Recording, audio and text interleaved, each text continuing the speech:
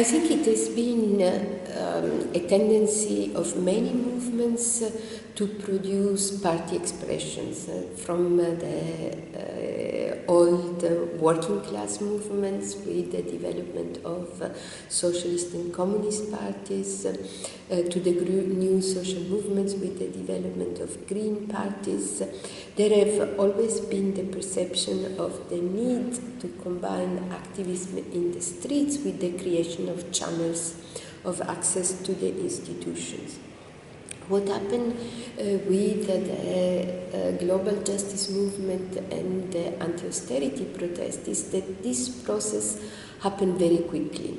And this, I think, was related with the fact that the crisis of legitimacy produced by the financial crisis meant sort of earthquake at the electoral level, with old parties losing trust, legitimacies, electoral supports, and so on.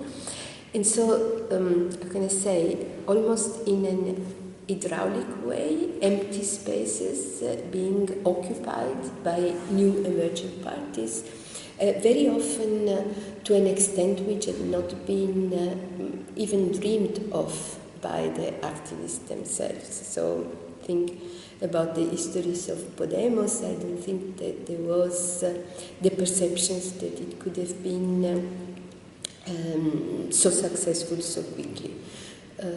Because even when we look at the temporary crisis of these parties, we have to recognize that still there are parties that are able to mobilize and keep the supports of 1/5, 1/4 of the populations, which is really a lot for movements that have been considered always as developing new ideas. So active minorities, incubators of new ideas.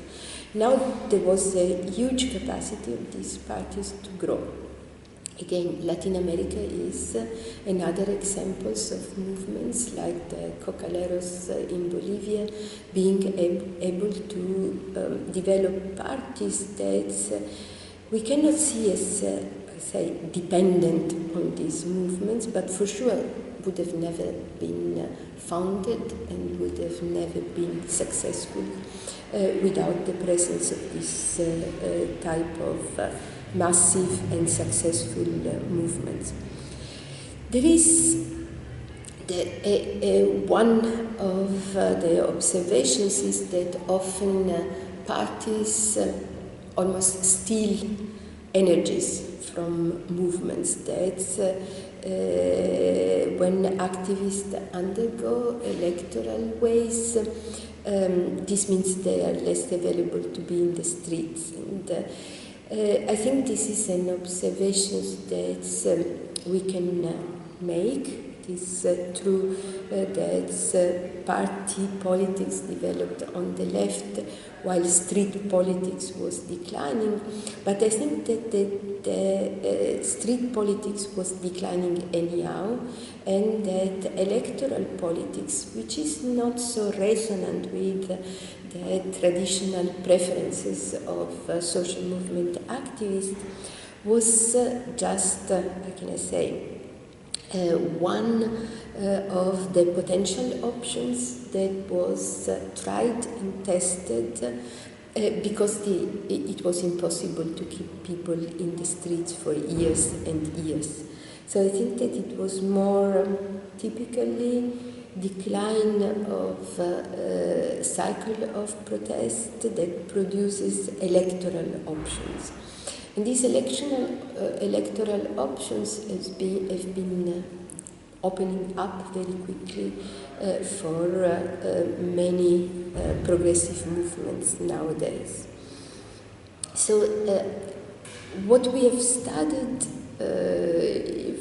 for a book in which we compared Podemos, Syriza, and the Five Stars movement, but also with comparative historical analysis with Latin America, is that it is true that these parties are constrained by and transformed by the fact that they have to act at the same time on the street and in the electoral arenas, that they have to adapt to the electoral arenas in order to be successful, that the more successful they are, the more they are transformed inside, because it means that they also get supporters and members and even elected personnel from other parties, like the center-left parties that were losing supports. And this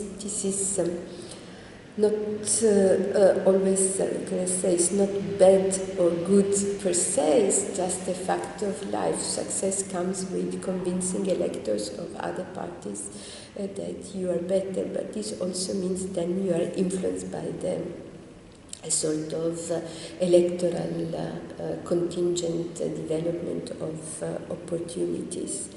And this means also that some of the activists are often frustrated by this type of development, that they would like the parties to remain more loyal to the initial frames, organizational formats, and so on, and that they develop basically ambivalent positions. So I think that what it is very important, if we look at recent results of elections in which movement parties have been involved, is that it is very important but very hard for these parties to keep the loyalty of the activists. So we still have to study what happened in Andalusia, but I think that in some moments which have been studied already, the electoral successes or defeats of movement parties, among others by Podemos,